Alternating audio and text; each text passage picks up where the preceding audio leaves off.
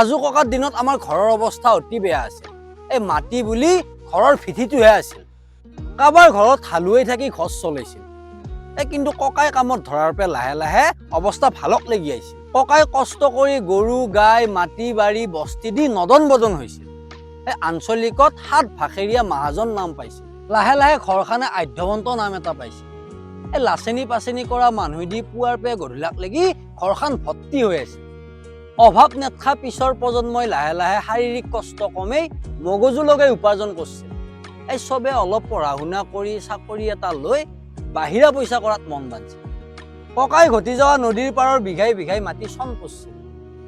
ইফালে আমাৰ এওঁলোকে চবে কৰাৰ নিচিনা বিল্ডিং এটা বান্ধি চলিক ডাক্তৰ ইঞ্জিনিয়াৰ বনোৱা প্ৰতিযোগিতাত নামি গৈছিল।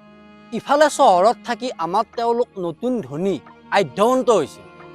সিফালে খলদি মাহা নদীৰ পাৰৰ চন পৰি থকা মাটিত কিছুমান চিন নোপোৱা মানুহে পাচলি খেতি কৰিছিল। আমাৰ তেওঁলোকে ক'ৰ মাটি ক'ৰ খেতি সেইগিলা ক'বাই পৰা নাছিল।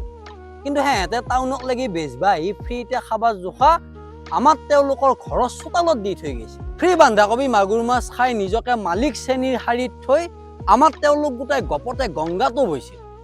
পুতৌ কৰি নদীৰ পাৰৰ মাটিগিলা সিহঁতক বেচি দিছিল। আমি 3rd গ্ৰেডত চাকৰি কৰি ইনষ্টলমেণ্টত মোবাইল টিভি গাড়ী লৈ দিখাৱা কৰি দিলোঁ। মোবাইল টিভি ৰিপেয়াৰ গাড়ীৰ মেকানিক পথৰ বজাৰ চবতে সিহঁতৰ প্ৰজন্মক দেখিলোঁ। দেখি শুনি আমিও লাহে লাহে কথাগিলা অনুধাৱন কৰিলোঁ। তাকে বোলো এতিয়া কি কৰা যায় মাথাটো চলাই দিলোঁ। চকু মুদি থকা আমাৰ ৰাইজক কাণত আটা পাৰি কথাগিলা জনাই দিলোঁ। তেওঁলোকৰ বোলে এগিলা কথাত লাগি থাকিবা সময় নাই মোকে গতালা ধেম মাৰি মই দেখোন নেতা হৈ গেলো। সেনকে কত আহিল কত গেল, কোনবা মৰিল কোনবা আকৌ মালদাৰ হৈ গেল। ইটাও সন্ধিহান পিছৰ পৰিস্থিতি বা কি হ'ব? সেই নদীৰ পাৰৰ মাটিখিনিক লাগে জানো ইটা মৌ লাগিলি হ'ব? হলেও আশা কৰিছোঁ সেই মাটিখিনি একদিন আকৌ আমাৰ হ'ব।